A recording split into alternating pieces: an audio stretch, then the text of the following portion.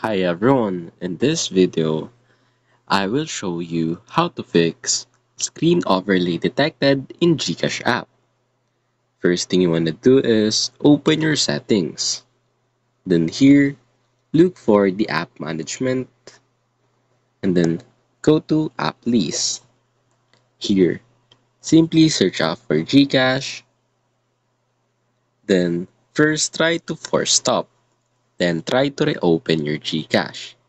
If that didn't work, go here on storage and cache.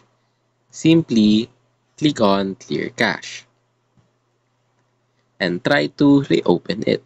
If that didn't work, do this clear storage, but I should remind you, it might sign out from your account. So make sure that you know your password and all.